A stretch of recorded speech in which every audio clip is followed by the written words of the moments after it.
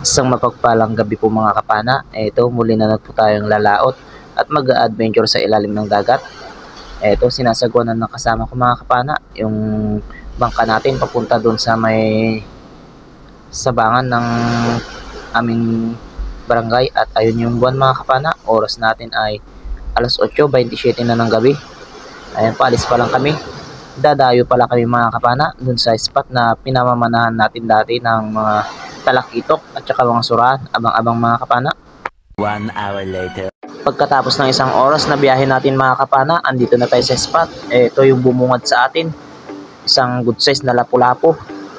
Salamat, first class agad yung nakuha natin at gitik pa mga kapana. Headshot, hindi nakapalag pa. Kaya hanap pa tayo ng iba mga kapana. At dito isang kanuping yung nakita natin mga kapana. Nakatago yung ulo. Sa pulkang kanuping ka. Sari-sari naman ito na isda mga kapana. Buksi kung tawagin dito sa amin at nasa 200 to 180 yung kilo nito. At dito naman mga kapana sa paghahanap ulit natin ng isda, dalawang talagbago or ulayan naman kung tawagin dito sa amin ang nakita natin. Ito yung inuna natin sa bandang nasa taas. Isusunod natin yung isa mga kapana, yung nasa may babahan. At ito, ayun, parehas silang sa pool mga kapana. Salamat, first class na naman ito na pambebenta natin at napakasarap naman ito mga kapana sa tinola or sinigang. Masarap din kung makatinik kaya ingat-ingat na lang sa paghawak niyan. At dito, isang kabasi naman mga kapana ang nakita natin. Ayun, sa pool mga kapana, stone shot or bone shot. Hindi na nakapalag pa, tinamaan sa gitnang tinik mga kapana. Salamat. Pagka-secured natin ng dalawang talagbago mga kapana, ito yung nakita natin naman mga kapana, good size na surahan or unicorn fish. Sungay naman kung tawagin sa amin. Ayun, gitik ulit siya mga kapana. Walang kapalag-palag. Nasa 1 kiloin na rin ito mga kapana. Salamat. Meron na tayong masarap na pang-ihaw na pambenta. Salamat Lord. At ito naman yung sumunod mga kapana. Tatlong kabasi or dalagang bukid na lapad yung nakita natin. Yung mas malaki yung pinili natin na inuna mga kapana. At eto, hinabol naman natin yung isa kaso mailap. At buti na lang meron pa siyang kasama dito sa bandang taas ng bahura. Kaya eto, nakuha natin at nakadalawa tayo mga kapana na dalagang bukid or kabasi kung tawagin dito sa amin. Masarap din yan sa kinilaw or ihaw. At dito mga kapana, talagbago ulit yung nakita natin. Sa pulkang talagbago ka. Ulayan kung tawagin yan sa amin mga kapana at napakasarap nito sa sinabaw. At eto, akala ko mag-isa lang yung mga kapana, dalawa pala sila. Buti na lang at nadoble pala sila mga kapana. Salamat. Another dalagang bukid ulit yung nakita natin mga kapana. Eto, sa pulkang dalagang bukid ka, patalikod man yung pagpana natin kaso gitik naman mga kapana, hindi nakapalag. Eto, meron pang isa mga kapana kaya agad tayo nag-reload. Sa pulka ulit, parehas gitik mga kapana, hindi sila parehas nakapalag pa. Salamat. At dito dalawa ulit yung nakita natin mga kapana na dalagang bukid. Eto, mas malaki yung unahin natin. Ayun, sa pool mga kapana. Salamat at tinamaan natin. At nung kumaripas yung isa, dalawa na naman sila mga kapana. Kaya eto, inuna naman natin itong mas malapit. Kaso hindi natin siya tinamaan mga kapana. Sayang. At buti na lang, hindi siya gaano lumayo mga kapana. Kaya eto, hinabol na lang natin. Ayun, sa pool mga kapana. At mayroon pa palang isa dun sa bandang kaliwa natin. Kaso nga lang, kumaripas na kaya hinayaan na lang natin. At dito nakakita na naman tayo mga kapana, kabasi or dalagang bukid. Gitik na naman mga kapana. Salamat Lord. Kwartang linaw na rin ito. Tiyagaan na lang natin yung mga dalagang bukid. Kwartang linaw na rin yan kapag naibenta natin. At dito mayroon tayong nakita, mulagat abuksi or big eye emperor mga kapana. Sa pulkang big eye emperor ka, nasa butas mga kapana. Kaya eto, pinasok pa natin yung camera natin para nang sa ganun makuhanan natin siya ng video habang pinapana. At dito naman mga kapana, nakakita tayo ng kulambutan or laki sa kadaratan kung tawagin dito sa amin. sa pulkang laki ka. Ito yung kulambutan na hindi gaano lumalaki mga kapana. Mga kalakihan lang nito na nakuha ko ay 2 kilo. At salamat Lord, meron na tayong pambenta ulit na magandang klase, kulambutan or laki. At dito naman mga kapana, nakakita naman tayo ng labahita dito sa may payong na koral, nakasilong. Sa pulkang labahita ka. Ito naman yung tinatawag namin mga kapana na pugot umabot, at napakasarap dito sa kilawin or ihaw mga kapana. Salamat Lord, nasa 170 to 190 na rin yung kilo nito, kaya goods na pambenta natin. Hanap ulit na tayo mga kapana. At dito, pagkaabanti natin ng konti, isang kulambutan ulit yung nakita natin at napakalaki. Sa pulkang laki ka. Mga magdadalawang kilo na rin ito mga kapana. Maraming salamat Lord, kwartang linaw na rin ito. Gitik mga kapana, walang kapalag-palag yung kulambutan.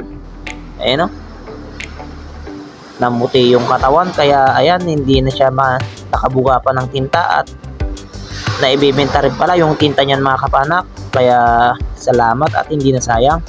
At dito, dalawa na naman mga kapana, naka dalagang bukid yung nakita natin, kaso hindi natin tinamaan yung isa, at buti na lang hindi ko maripas tong isa mga kapana. At eto, napana natin mga kapana. Salamat.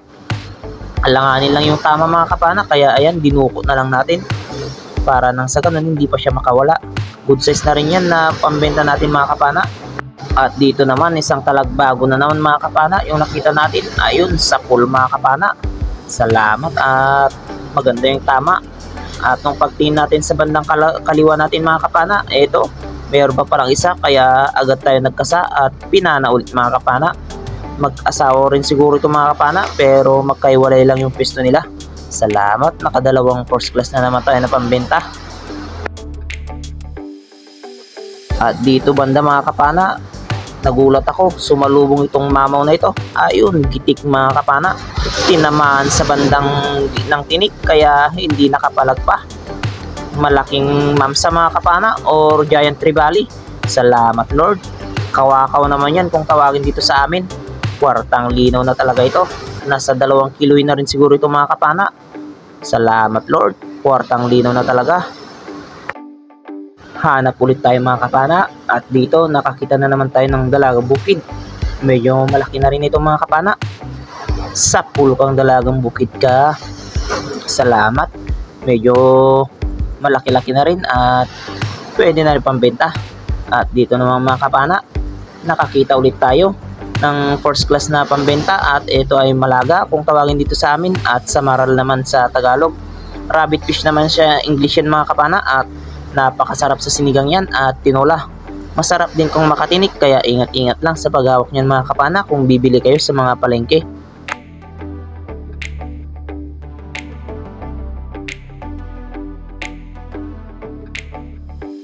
At dito naman mga kapana, nakakita na naman tayo ng first class na pambenta at samaral ulit mga kapana. Ito yung tinatawag sa amin na ulayan or talagbago naman sa iba. Salamat, medyo nakarami na tayo ng first class na pambenta natin mga kapana. Hanap ulit tayo. At dito mga kapana, nakakita na ulit tayo ng 2 talagbago. At ito, tinusok natin yung isa mga kapana para nang sa ganun, dublehin na lang natin. At makuha natin silang 2 pareho. Ayun, sa pool sila pareho mga kapana. Salamat, first class na naman ito na pambenta natin. Napaka sagana talaga ng spot na ito mga kapana kapag minsan lang mapanaan. At ito naman mga kapana, surahan nasa butas. Sa pool kang surahan ka. Salamat, malaki-laki na rin ito mga kapana, nasa 1 kiluin na naman. Salamat Lord, kwartang linaw na talaga ito. At sana may mga kasamaan pa ito nang sa ganun ay makapana pa tayo ng pambenta natin. Hanap ulit tayo. At dito nakakita ulit tayo ng surahan mga kapana. Good size na. Ayun, gitik mga kapana. At ito na rin yung huli na pana pala natin mga kapana, kasi mag-alauna na, uuwi na tayo. Malayo pa yung uuwi natin mga kapana. Abang-abang na lang sa bahay mga kapana at titignan natin lahat ng nakuha natin. 1 hour later.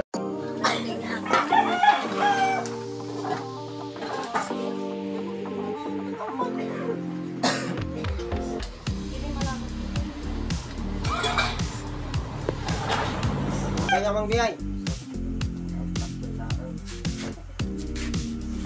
Uray. Uray. Tatlo.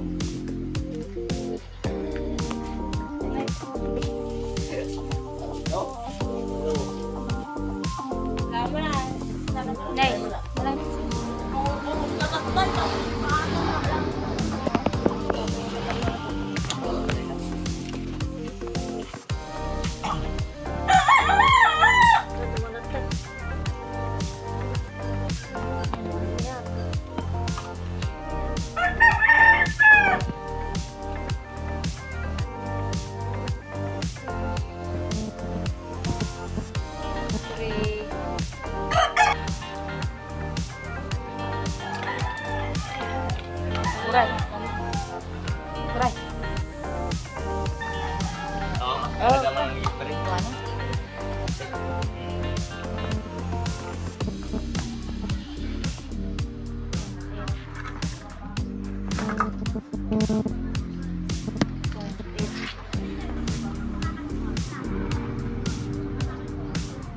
Uray.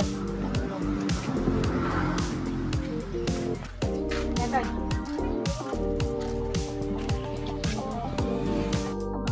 Isang mapagpalang hapon mga kapana. Ito na yung mga nakuha natin kagabi. Yung first class natin 6.1, yung sari-sari natin 10.75, yung cuttlefish natin na tatlo mga kapana 5.4, yung labahita natin na isa ay sakto 1 kilo, yung surahan natin mga kapana ay 3.8 naman, kaya 27.1 kilos lahat yung pinabenta natin at 1.8 naman yung pang-ulam natin, kaya 28.8 kilos lahat yung nakuha natin. Ito yung bayad ng isda natin mga kapana, 5,901 minus 995 na gastos, gasolina, konsumo at saka yung maintenance mga kapana. Bali may natira pa na 4,906 pinagtatlo namin. Ako na nagsisid yung bangka at tagasagwan ko. 1,635 yung bawat isa at ayan malaking tulong ni mga kapanas pang araw-araw natin gastusin at ayun. Maraming salamat po pala mga kapanas sa suporta po palagi at sa nakarating ng dulo ng ating video. At ingat na lang po tayo lagi mga kapana, lalo at may paparating na naman na bagyo. At ayun, God bless po sa ating lahat mga kapana. At bye bye mga kapana.